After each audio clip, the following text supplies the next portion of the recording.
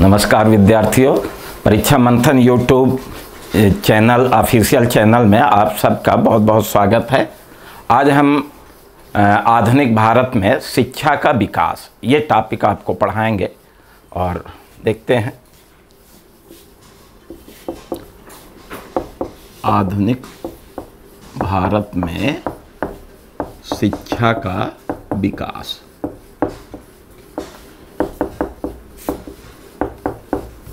ठीक है, आधुनिक भारत में शिक्षा का विकास ये टॉपिक है। ठीक है, और प्रायः एक आध वर्ष छोड़ करके इस टॉपिक से एक क्वेश्चन पूछ लिया जाता है। अब देखिए, बक्सर के युद्ध के बाद 1765 ईस्वी से आप देखेंगे कि ब्रिटिश ईस्ट इंडिया कंपनी शासक की भूमिका में आ जाती है और बंगाल की सत्ता उसके हाथ में आ जाती है। ठीक है, तो 1765 से ब्रिटिश ईस्ट इंडिया शासक की भूमिका में आ गई, लेकिन शिक्षा का जो भार था वो अपने हाथों में नहीं लिया। शिक्षा का भार निजी हाथों में ही रहने दिया। ठीक है, अब इस बीच में अगर आप देखें तो ब्रिटिश ईस्ट इंडिया कंपनी के कुछ अधिकारी थे, वो शिक्षा के विकास पर अपना कार्य करते रहे। अब ब्रिटिश ईस्ट इंडिया कंपनी के जो कुछ अधिकारी थे, उनमें से बहुत से जो है भारत की प्राचीन संस्कृति से बहुत प्रभावित थे और इन विद्वानों ने भारत के धर्म, दर्शन, इतिहास, साहित्य और कला पर खोज करना प्रारंभ किया, इसके लिए कार्य करना प्रारंभ किया। इन्हीं कुछ विद्वानों में शिक्षा की प्रगति के लिए भी कार्य करना प्रारंभ किया। ठीक है, अब ये जो ईस्ट इंडिया कंपनी के ब्रिटिश अधिकारी थे और विद्वान थे, जो प्राचीन भारतीय संस्कृति से प्रभावित भी थे, ये सब प्राच्यवादी विद्वान कहलाए। क्या कहलाए? प्राच्यवादी। ठीक है, तो प्राच्यवादी विद्वान कहलाए। अब इन्हीं प्राच्यवादी विद्वानों ने प्रारंभ में कुछ शिक्षा के विकास की प्रगति के लिए कार्य किए, यद्यपि कंपनी अपने ऊपर कोई भार नहीं लिया। ठीक है, अब आप देखेंगे कि बंगाल का गवर्नर जनरल वारेन हेस्टिंग्स था और वारेन हेस्टिंग्स स्वयं एक प्राच्यवादी विद्वान था और इसने 1781 ईस्वी में कलकत्ता में एक मदरसा की स्थापना की, जिसमें अरबी, फारसी, उर्दू भाषा में शिक्षा दी जाएगी। तो ये वारेन हेस्टिंग्स ने ये देसी स्थानीय भाषाओं के शिक्षा के केंद्र का निर्माण किया। इसी तरह आप देखेंगे कि सर विलियम जोन्स थे, ये भी अंग्रेज थे, और सर विलियम जोन्स ने 1784 ईस्वी में एशियाटिक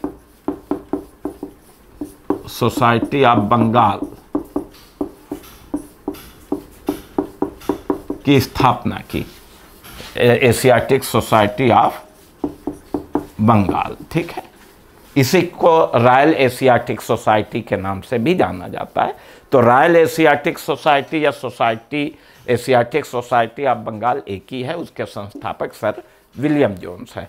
अब इसके माध्यम से इन्होंने भारतीय धर्म, दर्शन, इतिहास, कला, साहित्य की खोज करना प्रारंभ किए। ठीक है, तो इस तरह से आप देखेंगे कि प्राचीन भारतीय संस्कृति को उजागर करने में इनकी विशेष भूमिका रही। अनेक प्राचीन ग्रंथों का इन्होंने अंग्रेजी में अनुवाद भी किया। तो इस तरह से कार्य प्रारंभ हुआ। आगे फिर आप देखेंगे कि जोनाथन डंकन,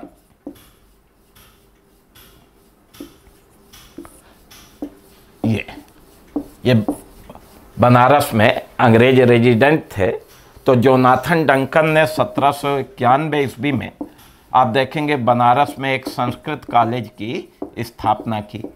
तो इनका भी योगदान रहा शिक्षा के क्षेत्र में, जोनाथन डंकन का, ठीक है। और भी अंग्रेज हुए जिन्होंने प्राचीन भारतीय ग्रंथों का अनुवाद करना शुरू किया। आप देखेंगे कि चार्ल्स विल्किंस थे जिन्होंने भागवत गीता का अनुवाद किया, ठीक है। अब इसी क्रम में अगर देखा जाए तो आगे 1792 ईस्वी में एक अंग्रेज चार्ल्स ग्रांट ने एक पुस्तक लिखी और इस पुस्तक में इसने भारतीय संस्कृति को बहुत पिछड़ा हुआ बताया कि भारतीय संस्कृति जो है वो बहुत पिछड़ी हुई है, ठीक है। और भारतीय संस्कृति के पिछड़ेपन के दो कारण बताए चार्ल्स ग्रांट ने। पहला कारण बताया अज्ञानता, कि भारतीयों में अज्ञानता बहुत है, शिक्षा का अभाव है, अशिक्षित हैं, ठीक है। और दूसरा कारण बताया कि उपयुक्त धर्म का अभाव, यानी भारतीयों में उपयुक्त धर्म का क्या है, अभाव है।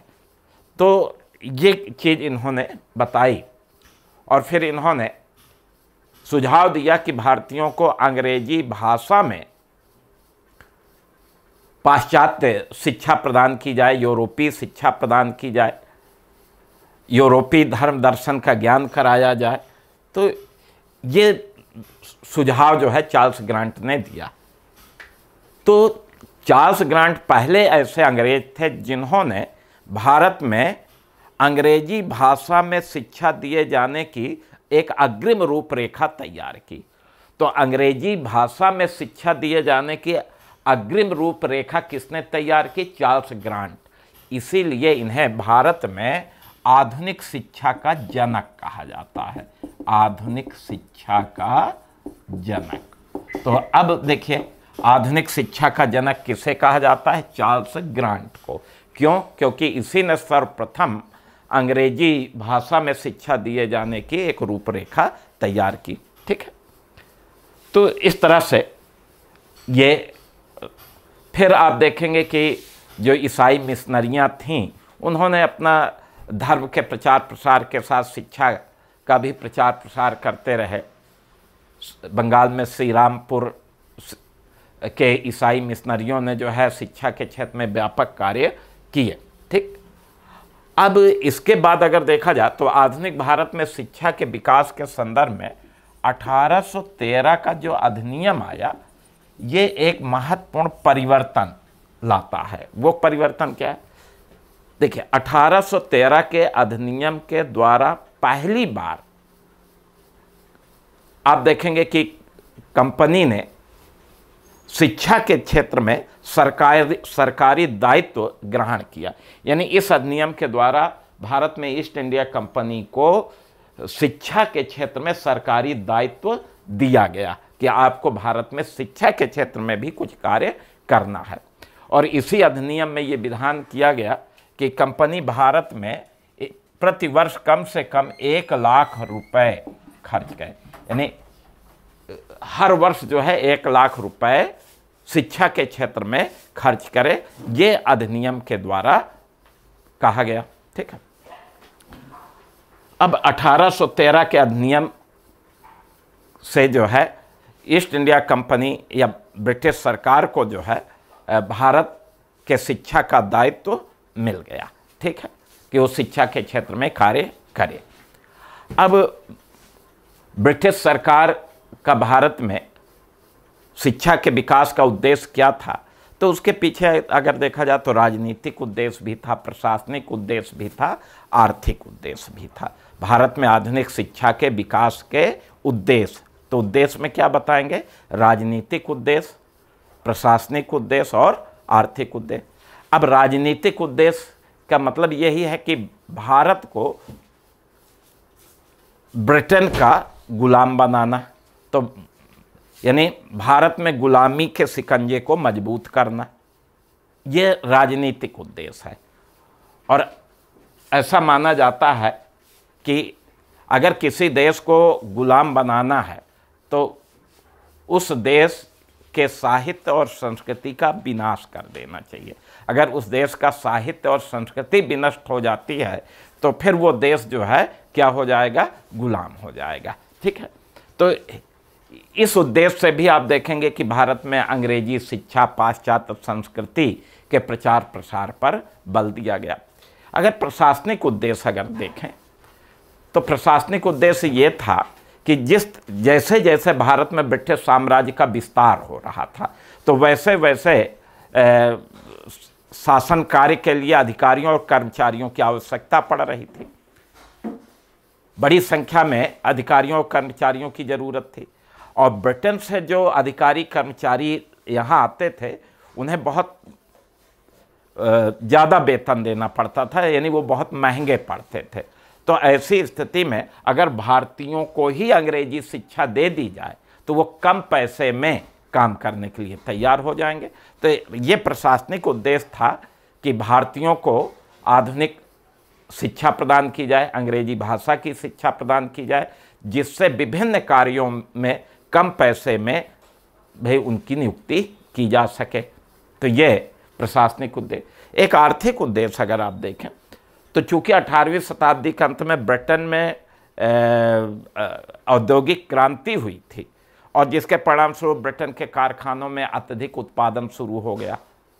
अब ब्रिटिश उत्पाद के लिए भारत में एक उपभोक्ता वर्ग तैयार हो तो ब्रिटिश वस्तुओं का उपभोक्ता कौन बनेगा, जो अंग्रेजी पढ़ा लिखा हो, पाश्चात्य संस्कृति को अपनाने वाला। तो सीधी सी बात है कि भारत में ब्रिटिश वस्तुओं के उपभोक्ता बनाने के लिए भी भारत का आंशिक रूप से आधुनिकीकरण करना आवश्यक था। तो इन उद्देश्यों से भारत में शिक्षा का विकास होता है। तो हमने आपको भारत में आधुनिक शिक्षा के विकास के क्या उद्देश्य थे, राजनीतिक उद्देश्य क्या था, भारत को मजबूती के साथ गुलाम बनाना, प्रशासनिक उद्देश्य क्या था, कम पैसे में काम करने वाले मिल जाएं, और आर्थिक उद्देश्य क्या था कि ब्रिटेन के कारखानों के निर्मित वस्तुओं का एक उपभोक्ता तैयार हो जाए। ठीक है, तो ये चीज़ आपको हमने समझाई, समझ में आ गया होगा, बहुत गहराई की चीज़ें हैं। ठीक है, अब आगे अगर आप देखें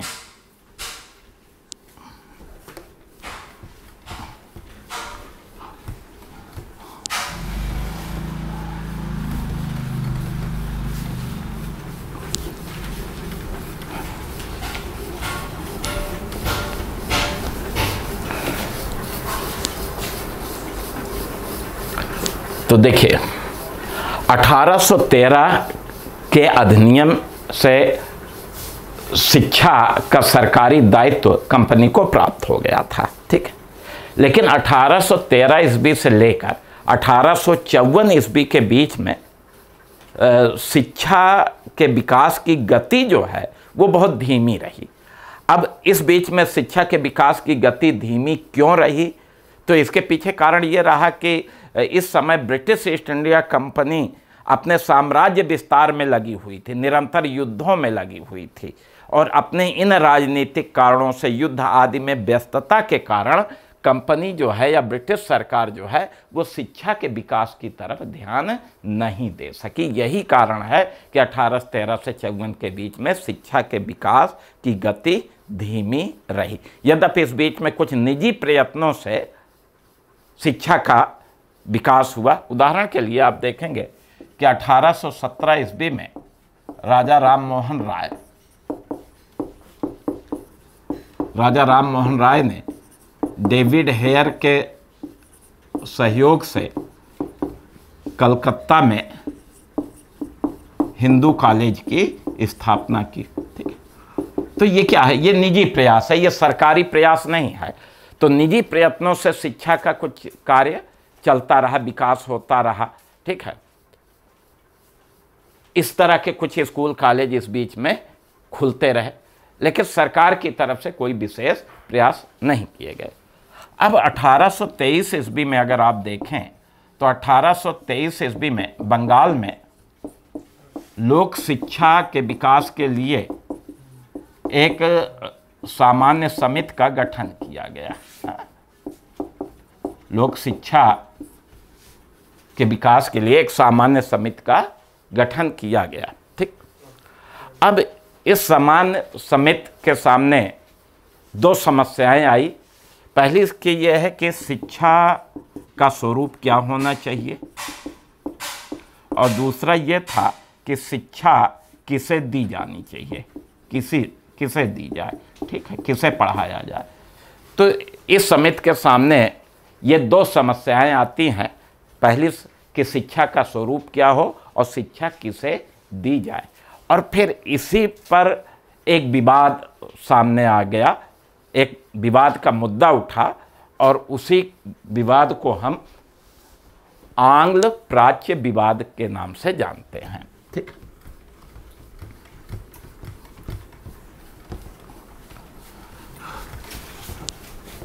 आंग्ल प्राच्य विवाद।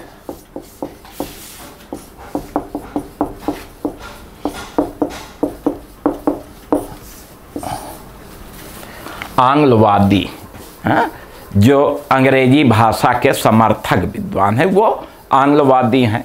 प्राच्यवादी जो भारतीय भाषाओं के समर्थक विद्वान हैं वो कौन है, वो प्राच्यवादी है। तो पहले तो आंग्लवादी से क्या तात्पर्य है, प्राच्यवादी से क्या तात्पर्य है, ये आपको समझना होगा। तो अब देखेंगे कि आंग्लवादी वो कंपनी के वो नए अंग्रेज अधिकारी थे जो अंग्रेजी भाषा पाश्चात्य संस्कृति से प्रभावित थे। इसमें ईसाई मिशनरियों के प्रमुख थे। तो अंग्रेजी कंपनी के नए अधिकारी एवं ईसाई मिशनरियों के प्रमुख क्या थे, आंग्लवादी। और इनका ये विचार था कि चूँकि भारतीय भाषा और भारतीय साहित्य में साहित्यिक और वैज्ञानिक शिक्षा देने की शक्ति नहीं है, इसलिए भारतीयों को अंग्रेजी भाषा में शिक्षा दी जानी चाहिए।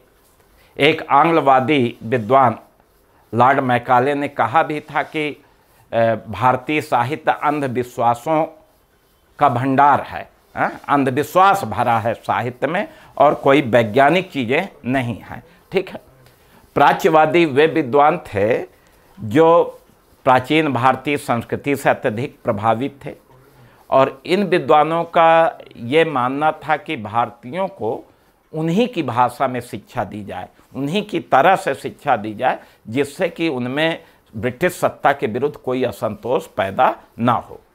तो प्राच्यवादी जो विद्वान थे इनका ये मानना था कि जो यूरोपीय ज्ञान विज्ञान है वो इनको दिया जाए, आधुनिक ज्ञान विज्ञान दिया जाए, लेकिन ये यूरोपीय और आधुनिक ज्ञान विज्ञान इन्हें भारतीय भाषा में ही दिया जाए। हाँ, ये प्राच्यवादी थे।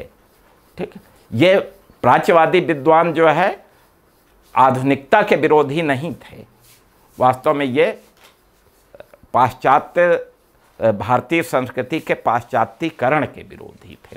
ठीक, तो ये आंग्लवादी से क्या तात्पर्य है, प्राच्यवादी। तो ये आंग्ल प्राच्य विवाद आया कि शिक्षा का स्वरूप क्या हो, शिक्षा किसे दी जानी चाहिए। इस मुद्दे को लेकर के आंग्लवादी विचारधारा और प्राच्यवादी विचारधारा के विद्वानों में विवाद आया। अब ये विवाद जो है भारत के governor general Lord William Bentinck के पास पहुंचा। अंततः लॉर्ड विलियम बेंटिंग जो है आंग्लवादी विद्वान लॉर्ड मैकाले के सुझाव से सहमत हुआ। मैकाले का जो स्मृति पत्र है, मैकाले मिनट के नाम से जाना जाता है, तो मैकाले के सुझाव से ये सहमत हो गया। और फिर आप देखेंगे कि मार्च 1835 ईस्वी में ब्रिटिश सरकार ने एक शिक्षा नीति की घोषणा की। ये पहला अवसर है जब ब्रिटिश सरकार के द्वारा एक शिक्षा नीति की घोषणा की जाती है। ठीक है, तो 1835 में प्रथम सरकारी शिक्षा नीति की घोषणा की गई। इसमें पहली बार शिक्षा के उद्देश्य, शिक्षा के साधन, शिक्षा का माध्यम, इनका विस्तार पूर्वक वर्णन किया गया। तो अब इस सरकारी शिक्षा नीति में कहा गया कि शिक्षा का माध्यम अंग्रेजी होगा, यानी भारतीयों को अंग्रेजी माध्यम में शिक्षा प्रदान की जाएगी और इनको पाश्चात्य साहित्य की शिक्षा दी जाएगी। ठीक है, और समस्त सरकारी जो खर्च है शिक्षा पर, समस्त सरकारी व्यय वो अंग्रेजी भाषा के शिक्षा के लिए किया जाएगा। यद्यपि इसमें यह भी कहा गया कि जो प्राच्यवादी विद्यालय हैं, पुराने विद्यालय हैं, उन्हें समाप्त नहीं किया जाएगा। ठीक है, तो ये आंग्ल प्राच्य विवाद, इतना होते हुए भी आंग्ल प्राच्य विवाद चलता रहा। अंततः 1839 ईस्वी में भारत के गवर्नर जनरल लॉर्ड ऑकलैंड जब आए तो लॉर्ड ऑकलैंड ने बहुत सूझबूझ के साथ ये आंग्ल प्राच्य विवाद को समाप्त किया। इन्होंने 1839 में एक घोषणा पत्र जारी करके स्पष्ट कर दिया कि प्राच्यवादी विद्यालयों को भी सरकार संरक्षण प्रदान करेगी। तो इस तरह से ये आंग्ल प्राच्य विवाद आया था शिक्षा के स्वरूप को लेकर के। ठीक है, तो इसमें अंग्रेजी भाषा में शिक्षा दिए जाने पर बल दिया गया। अब शिक्षा किसे दी जानी चाहिए, इसी संदर्भ में आप देखेंगे कि एक सिद्धांत विकसित किया गया, अधोमुखी निस्यंदन सिद्धांत। अधोमुखी निस्यंदन सिद्धांत, ठीक है, इसी को विप्रवेशन सिद्धांत भी कहते हैं।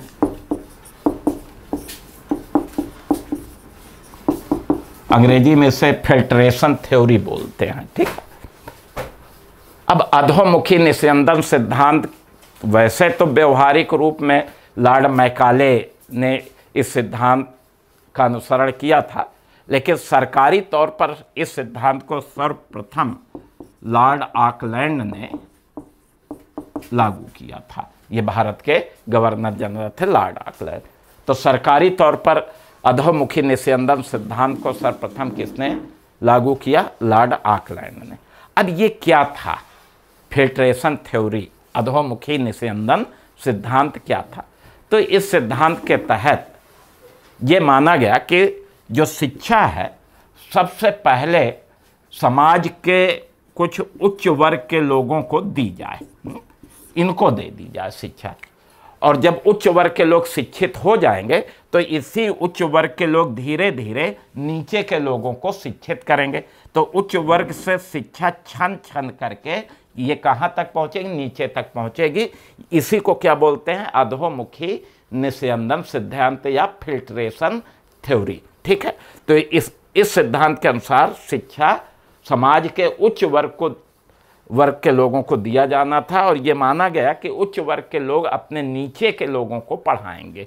ठीक है, अब ये सिद्धांत क्यों लागू किया गया? क्योंकि अभी सरकार के पास संसाधन की कमी थी, आर्थिक समस्याएं भी थी, इसलिए व्यापक शिक्षा के सिद्धांत को अभी लागू नहीं किया जा सकता था और इसीलिए ये सिद्धांत अभी शुरू में लागू किया गया। ठीक है, अब इस व्यवस्था में ये तो मान लिया गया था कि उच्च वर्ग के लोग शिक्षित होंगे, फिर वो अपने नीचे के लोगों को पढ़ाएंगे।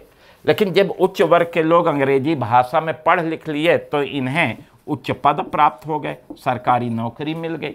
और ये लोग जो है जब उच्च पद प्राप्त कर लिए, इस कारण से इनके पास समय नहीं, फिर ये जब शिक्षा ग्रहण कर लिए तो ये श्रेष्ठता की भावना से भी ग्रसित हो गए और निम्न वर्ग के लोगों को शिक्षा देना ये उपयुक्त नहीं समझा। ठीक है, तो इस कारण से ये अधोमुखी निस्यंदन सिद्धांत विफल रहा, क्योंकि जो माना गया था वो हो नहीं पाया। शिक्षा छन छन करके नीचे तक पहुंची नहीं। यद्यपि कुछ इसके लाभ जरूर मिले, क्योंकि कुछ भारतीय थे जो उच्च शिक्षा ग्रहण करने के बाद सरकारी सेवा में नहीं गए, और सरकारी सेवा में नहीं गए तो उन्होंने क्या किया कि भारतीयों को शिक्षित करने के लिए स्कूल कॉलेज स्थापित किए, उनको प्रेरित किया कि वो पढ़े लिखें। तो इसका थोड़ा बहुत लाभ मिला, लेकिन ये जो फिल्ट्रेशन थ्योरी थी अंत में ये असफल रही। उसके पीछे हमने रीजन बता दिया। ठीक है, तो ये अधोमुखी निस्यंदन सिद्धांत या फिल्ट्रेशन थ्योरी के बारे में हमने आपको बताया। ठीक,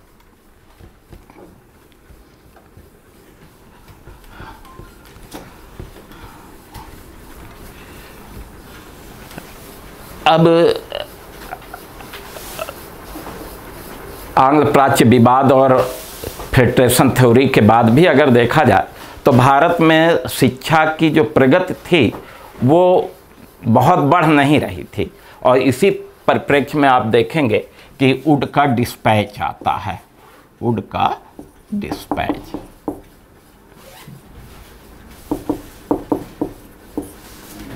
वुड का ये डिस्पैच आता है, ये क्या है, 1854। तो देखिए, भारत में शिक्षा की प्रगति का अवलोकन करने के लिए जो बोर्ड ऑफ कंट्रोल का गठन किया गया था, तो बोर्ड ऑफ कंट्रोल के जो अध्यक्ष थे सर चार्ल्स वुड, ये थे। और इनकी अध्यक्षता में एक कमेटी गठित की गई, एक समिति गठित की गई कि भारत में शिक्षा की प्रगति का अवलोकन करें। ये 1853 में ये कमेटी गठित की गई थी। 1854 में इसी कमेटी की रिपोर्ट प्रकाशित हुई जिसे वुड का डिस्पैच के नाम से जाना जाता है। अब इस वुड के डिस्पैच के मुख्य बिंदु क्या थे, ये अगर आप देखें तो पहली चीज तो ये थे कि इसमें यह था कि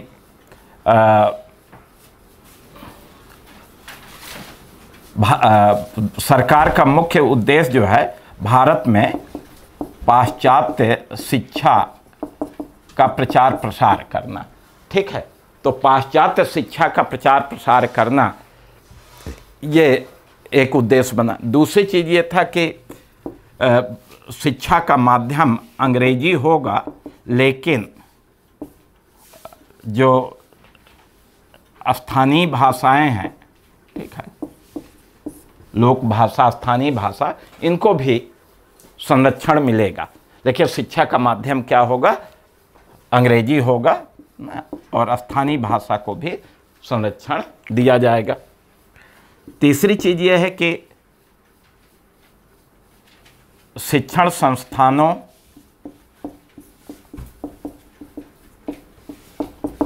का श्रेणीबद्ध तरीके से गठन किया जाए, श्रेणीबद्ध किया जाए। अब श्रेणीबद्ध में यानी सबसे नीचे प्राथमिक विद्यालय हो, प्राइमरी, ये होना चाहिए। उसके बाद फिर आप देखेंगे कि मिडिल स्कूल हो, इसके बाद फिर हाई स्कूल हो, इसके बाद कॉलेज हो और उसके ऊपर फिर विश्वविद्यालय हो। तो ये वुड के डिस्पैच में ये सुझाव दिया गया कि शिक्षण संस्थानों को श्रेणीबद्ध तरीके से गठित किया जाए, नीचे से ऊपर तक, प्राथमिक विद्यालय, middle school, high school, college, विश्वविद्यालय। प्राथमिक विद्यालय में कहा गया कि यहाँ स्थानीय भाषा में, जन भाषा में ही शिक्षा दी जाए और बाकी जगह अंग्रेजी भाषा में शिक्षा दी जाए। तो इस तरह से वुड के डिस्पैच के द्वारा शिक्षण संस्थान या विद्यालयों का क्या कर दिया गया, बिल्कुल श्रेणीबद्ध कर दिया गया। ठीक है। चौथी चीज़ ये थी कि शिक्षा को प्रोत्साहित करने के लिए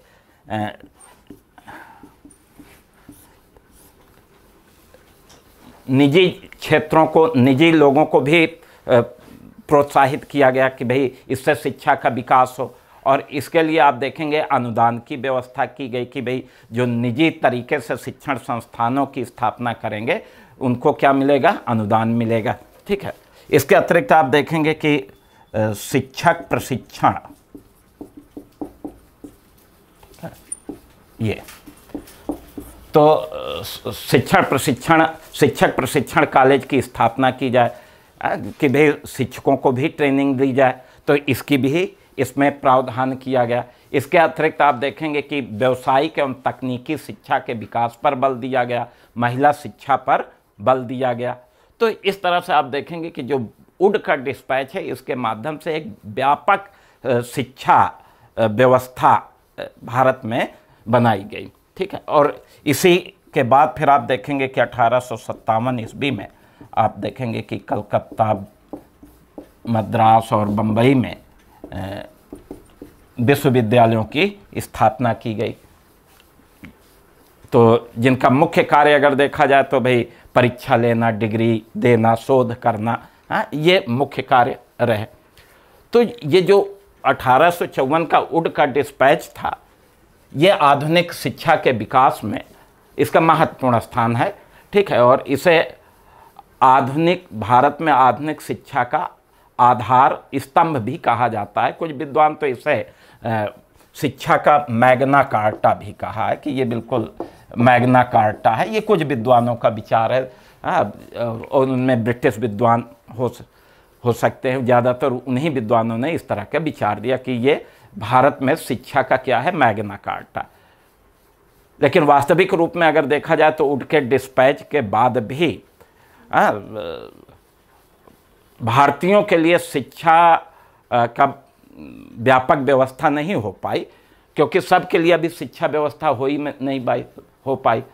सर्वसाधारण के लिए अभी शिक्षा सुलभ नहीं थी, तो कैसा मैग्ना कार्टा। ठीक है, दूसरी चीज़ अगर देखा जाए तो अभी भी शिक्षा के क्षेत्र में भेदभाव किया जाता था। तो फिर ऐसे में तीसरी चीज़ यह है कि ऐसी शिक्षा नहीं दी जाती थी जिससे कि भारत का औद्योगिक विकास हो। तो इस तरह की भी शिक्षा का इसमें प्रावधान नहीं। फिर चौथी चीज़ ये थी कि इस प्रकार की शिक्षा नहीं दी जाती थी कि लोग मातृभूमि की सेवा कर सके। तो अब इस तरह की अगर शिक्षा व्यवस्था नहीं है तो उसे मैग्ना कार्टा कहना उचित नहीं है। हाँ, आधुनिक भारत के शिक्षा का आधार स्तंभ जरूर हो सकता है कि इसने एक आधार निर्मित कर दिया और धीरे धीरे उसमें प्रगति होती रही। ठीक है, तो ये वुड के डिस्पैच के बारे में हमने चर्चा की। और फिर वुड के डिस्पैच के बाद अगर आप देखें तो समय समय पर शिक्षा की प्रगति का अवलोकन करने के लिए आयोग, समितियों का गठन किया जाता रहा।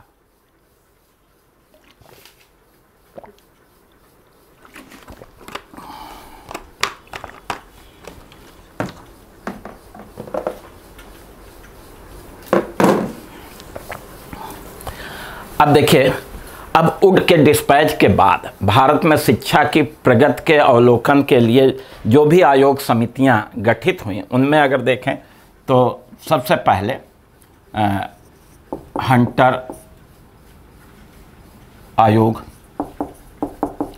1882।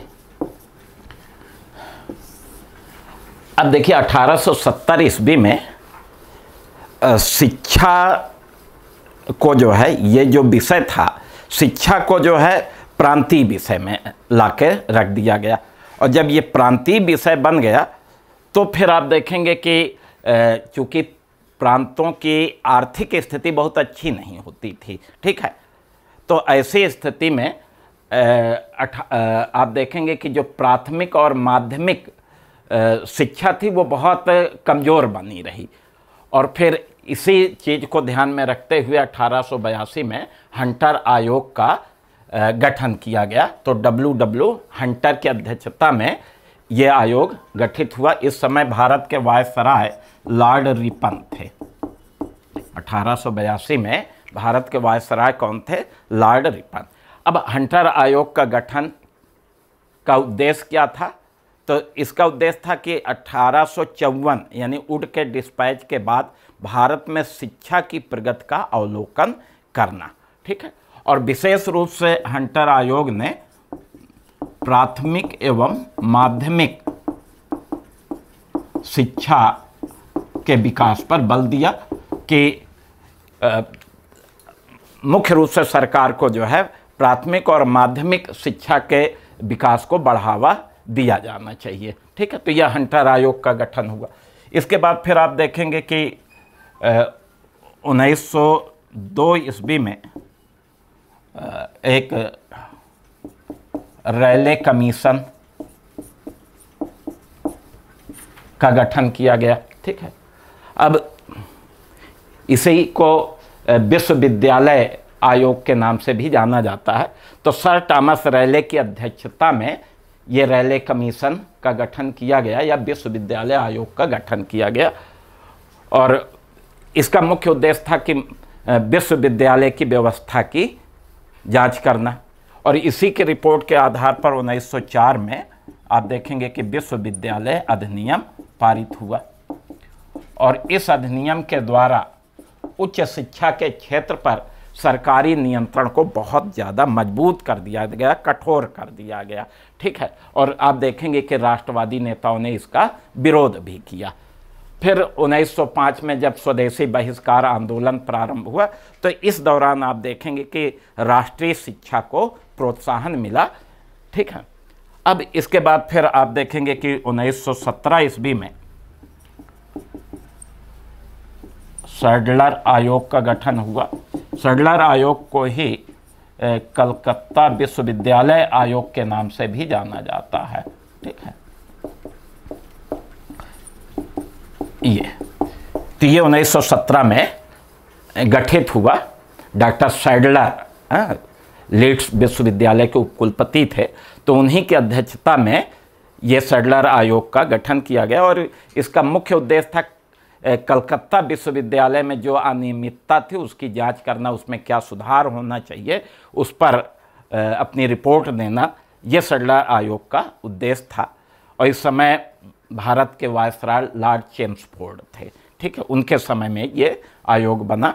तो इसने कलकत्ता विश्वविद्यालय से के अतिरिक्त कुछ मतलब विश्वविद्यालयों के लिए भी कुछ सुझाव दिए। इसके अतिरिक्त माध्यमिक शिक्षा के क्षेत्र में भी इसके अपने कुछ सुझाव रहे। फिर 1920 में जब असहयोग आंदोलन शुरू हुआ, तो असहयोग आंदोलन के दौरान भी अनेक राष्ट्रीय स्कूल कॉलेजों की स्थापना होती है। ठीक, फिर आप देखेंगे कि 1929 में हार्टोग समिति का गठन हुआ।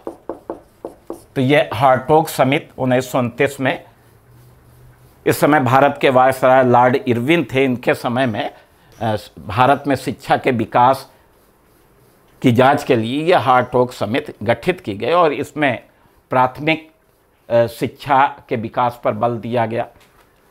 हार्टोग समिति में ये कहा गया कि प्राथमिक शिक्षा कोई ज़रूरी नहीं है कि वो कंपलसरी हो, अनिवार्य हो। हाँ, जो लोग जो है शिक्षा ग्रहण करना चाहते हैं उनको शिक्षा दी जाए। हाँ, तो इस तरह की रिपोर्ट इन्होंने दी। इसके बाद फिर आप देखेंगे कि 1937 में वर्धा योजना, तो ये मूल शिक्षा की योजना, तो अखिल भारतीय कांग्रेस ने जो है मूल शिक्षा योजना के लिए वर्धा में एक बैठक की, और इसी को वर्धा योजना के नाम से जाना जाता है। वर्धा योजना में एक समिति गठित की गई जिसके अध्यक्ष डॉक्टर जाकिर हुसैन थे। तो डॉक्टर जाकिर हुसैन के नेतृत्व में शिक्षा के स्वरूप कैसा हो इसके लिए एक समिति गठित की गई। मूल रूप में अगर देखा जाए तो वर्धा योजना ये गांधी जी की शिक्षा नीति पर आधारित थी। गांधी जी ने हरिजन में अपने एक शिक्षा पर लेख लिखा था, उसी आधार पर ये वर्धा योजना तैयार की गई थी। और वर्धा योजना में ये था कि बच्चों को मतलब 7 साल से 14 साल के बच्चों को अनिवार्य शिक्षा दी जानी चाहिए, निःशुल्क शिक्षा दी जानी चाहिए। और दूसरी चीज़ ये थी कि बच्चों को दस्तकारी की शिक्षा अवश्य दी जानी चाहिए जिससे कि वो स्वावलंबी बन सके। तो इस चीज़ पर इसमें बल दिया गया था। लेकिन 1939 ईस्वी में जब द्वितीय विश्व युद्ध प्रारंभ हो गया, तो द्वितीय विश्व युद्ध प्रारंभ हो जाने के कारण वर्धा योजना जो है वो क्रियान्वित नहीं हो सकी। इसके बाद फिर आप देखेंगे कि 1944 में सार्जेंट योजना,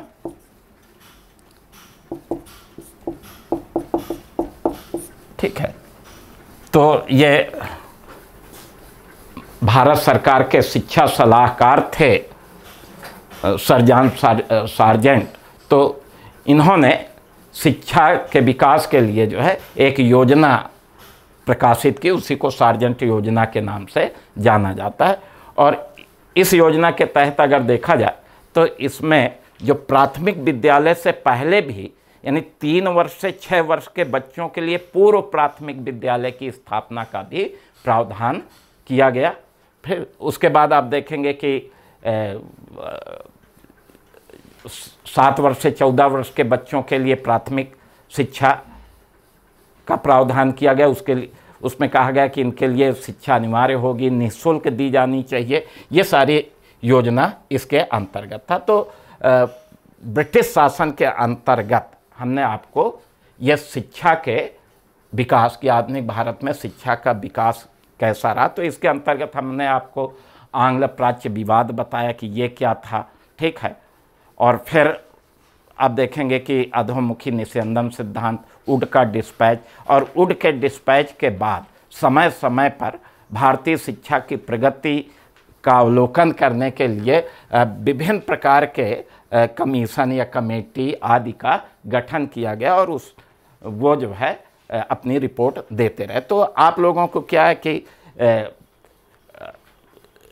पहली चीज़ तो जैसे प्रश्न आता है कि सर्वप्रथम किस अधिनियम के द्वारा ब्रिटिश सरकार को जो है शिक्षा की जिम्मेदारी दी गई या सरकारी शिक्षा की जिम्मेदारी मिली, तो 1813 के अधिनियम के द्वारा, ठीक है। और फिर आप देखेंगे कि आंग्ल प्राच्य विवाद, लॉर्ड विलियम बेंटिंग ने किसके सुझाव को स्वीकार किया? लॉर्ड मैकाले के सुझाव को स्वीकार किया, ठीक है। फिर आंग्ल प्राच्य विवाद किसके समय में समाप्त हुआ? तो ऑकलैंड के समय में। अधोमुखी निस्यंदन सिद्धांत किसने सरकारी तौर पर लागू किया? लॉर्ड ऑकलैंड ने, ठीक है। फिर वुड का डिस्पैच के संदर्भ में वो जान के, और फिर ये हंटर आयोग कब हुआ, किस संदर्भ में, किसके शासनकाल में ये आया, ठीक है। रेले कमीशन या विश्वविद्यालय आयोग, फिर विश्वविद्यालय अधिनियम किसके समय में आया, ठीक है। फिर सैडलर आयोग किसके समय में आया, हार्टोग समिति, वर्धा योजना, वर्धा समिति के अध्यक्ष कौन थे, तो ये सार्जेंट योजना किसके समय में आई। तो ये सब चीज़ें आपको जानने की ज़रूरत है। तो ये पॉइंट वाइज आप बना लेंगे। तो चूँकि आपको अभी प्री देना है तो बहुत इसका मूल्यांकन करने की भी आवश्यकता अभी नहीं रहती है। तो इन पॉइंट्स को अगर आप ध्यान में रखते हैं तो शिक्षा पर, आधुनिक भारत में शिक्षा पर आने वाले प्रश्न आपको अवश्य मिल जाएंगे, ठीक है। तो आज हमने आपको ये आधुनिक भारत में शिक्षा के विकास पर बताया जो है, और आज तो यहीं तक क्लास रहेगी। कल हम आपको एक नया खंड शुरू करेंगे, भारत का राष्ट्रीय आंदोलन, ठीक है। तो इस तरह से ये आज की क्लास ख़त्म हुई। आप लोगों को बहुत बहुत धन्यवाद।